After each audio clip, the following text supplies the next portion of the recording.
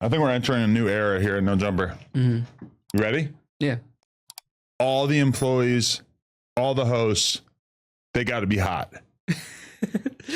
Yeah. So if you're not hot, you got to start working on getting hot. Now, hot is in the eye of the beholder, but it's kind of like my big idea is like, you want to be a part of this, you got to be mid-body transformation at all times. I heard you're making your employees get BBLs. That I cannot. No, I'm encouraging healthy eating and exercise. I can't mandate BBLs. BBLs would be great, especially for the male employees, but I can't tell them like you have to get a BBL to work here, but I can hint at it. Yeah. Hey, maybe, we're going to downsize. Would be a shame if everybody got their butts done. Shape here. Yeah, within reason. Got to do some cardio tests. Yeah, we've been working on treadmills. No, yeah, definitely. I like that idea. No, like a whole gym. Do you have a gym here? No, but we have discussed it, but then realized it would be kind of silly. Yeah, we're putting a gym in our new studio. Oh, yeah? Yeah, we want to have like turf and stuff so you can have other content creators filming it too. And this is in Vegas? No, I'm in Danbury, Connecticut. Oh, in Connecticut. Yeah, okay. Yeah. And, okay, we can get into all that. But yeah, we don't have a shower here. Put in the shower, I know, but dude, it's like, if we want to put a shower on the other end, it's going to cost like $100,000. Really? Yeah, because the bathrooms are right here. Holy shit. Because I've thought about splitting it down the middle and like renting out half of it. Yeah. But we would probably need bathrooms on the other end.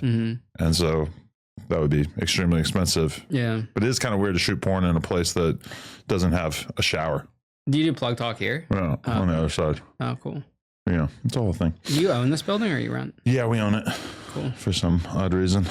Anyway, yeah, so 1090 Jake's been trying to get me to have you on here for a minute. I had a few people put in good words. Yeah, he's a good dude. Yeah. 1090. Definitely. I saw his episode did real good on your channel as well. Yeah, knowing what I know now about him, I'm actually shocked he hopped on a plane with a random stranger to come out there to do my show because he doesn't really do too many people's podcasts that are like low level. So he went from down Boston south. Boston to yeah, Connecticut. that was a couple of years ago. Oh, okay. And nice. I met you that day on FaceTime. Yeah, that was like 2023. Right. So like really my podcast got a following because of you, because you guys posted me on No Jumper about paying for protection, and then World Star picked it up and everyone. So that was like right at that was like 4 months earlier. So it went like dumb viral, like 15, 20 million views. Oh, right. And it was this one clip that did like so well. And that gave me like a really good following and helped jumpstart it. It was you talking about paying for protection while locked up? Yeah, in the feds. Okay. Yeah. So you had a bodyguard in there?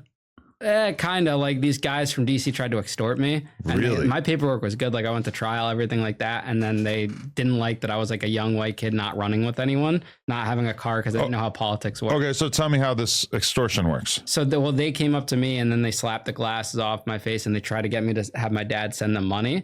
So I was already friends with like the New York car. Are you familiar with like federal prison politics and stuff? I mean, like the New York. So it's not racial where you were at. It was more city or not in Lowe's and stuff. It's like it's runs by your state. Okay.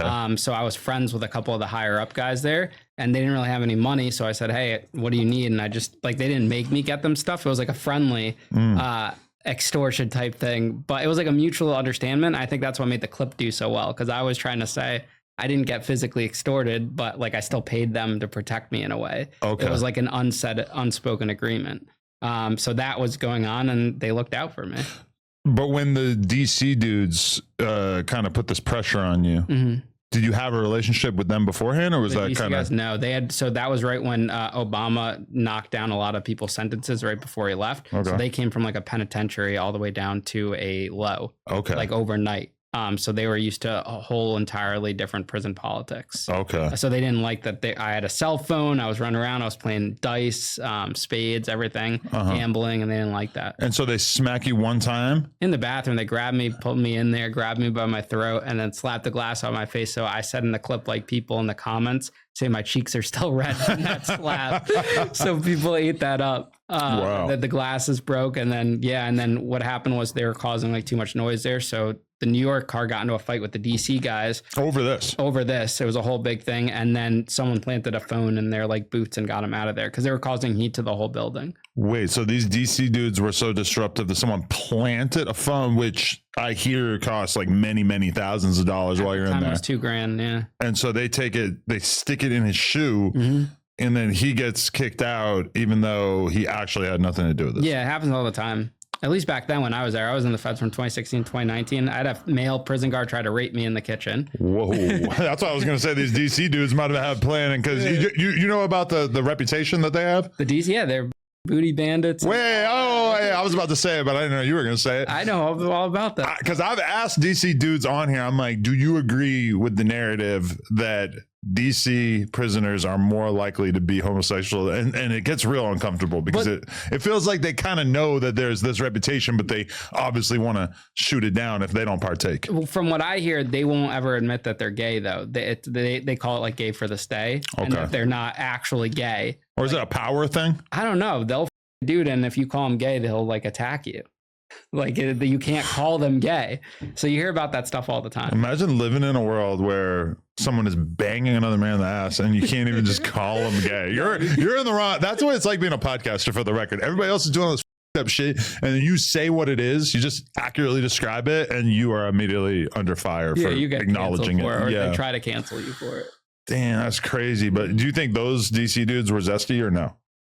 Those ones specifically, I don't know. I don't think so. But I've heard, like the first time I heard about DC guys, that's what they'll tell you. Yeah. They're booty bandits. Yeah. And I've interviewed people that will say that too, you know? That's crazy. It happens all the time. Like, we don't have the right to say it.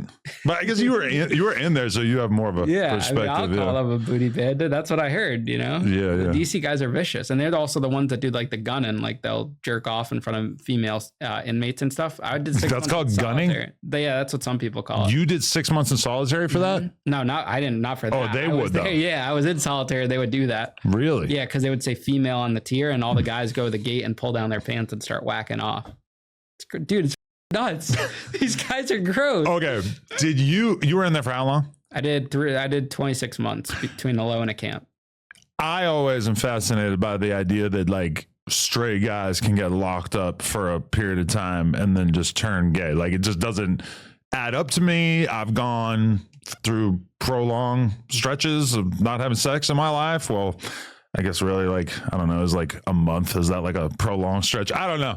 But either way, it's like never have I ever thought like, you know what? Like I haven't got laid in so long that I could almost imagine myself a man. Yeah, that's just, I didn't think about that. I mean, I had a phone. I was watching porn in like the bathroom stall in the shower. So I guess that's different. And when you're at the camp, guys would run through the woods to hook up with their wives. Like we would escape prison. I would do it all the time, bring back bags. I didn't have people out there to go meet, but I would bring back, we were eating sushi, Chicago deep dish pizza, you know, Portillo's or whatever, the famous subs. Yeah. We were eating those, the Italian beef sandwiches. Wait a minute. So you were in prison where? I was in a few spots. So I started at Fort Dix. These are on the East Coast? Yeah, but then I went to Wisconsin for the last year at a camp. Okay. Because I dated a guard's cousin. They sent me to the SHU, and then they put me in solitary and sent me out. Wait, because you were dating the guard's cousin? He reported that it was a conflict of interest, that we knew each other. He was at my house. For them, not for you. Yeah, but they separate you. That's what they do. Oh, so they threw me in the SHU and then put me on Con Air all the way to Wisconsin. What the? So I did a year there. And so one of these camps was so low security that you were able to just like wander off. Yeah, there's no fence there. You know who else was there? George Papadopoulos. Remember when he went to prison? Trump's guy. He was at the camp. There's a couple other famous people. I was with. I only know about Papadopoulos because Cameron has a lyric about him. Oh, does he really? Yeah. One of the Big Meech guys was at Fort Dix Low. Okay. And Teresa Giudice's ex-husband. I was at the low with him. Wow. Because all right, my dad went to prison for 1 year at McKean, which is a federal camp style prison. I believe it's a camp in Pennsylvania, and this was in like 1995. And like the way he described it, because, you know, I'm a kid thinking my dad's going to prison. I'm thinking it's going to be some gnarly shit. And the first time that I went and visited, it was like you could kind of just walk your ass out of there. It wasn't really like fenced in that much. My dad's like telling me about what his days are like. And it's like he's sort of just like, you know, there's a track. He's walking on the track with like just random black dudes that he's become friends with who are in there. And like, he's playing pool. He's like, you know, he's got books. He's like, it's not really like, you're not like locked into these like cages like the way that I was expecting. And that was kind of a shocker to me, is like, oh, so when we're all used to hearing about these level 4 yards or whatever. And when you actually get down to like the people that, when they have no reason to think that you're going to do anything violent, they're pretty lax with you at a certain point, huh? Yeah, that was the most surprising thing for me because I went from a detention center because my bond got revoked, where it's like locked down what you see on like 60 Days In, to like a college campus. It's crazy. Damn, yeah. It was cool though. Everything 420 really is that one-stop shop. Whether you're looking for your go-to gear or something new and unexpected, they got options for days, and they're always dropping mystery boxes and deals. The E420 app is clean, shipping is quick, and they literally have everything. Don't forget to use code NOJUMPER at checkout.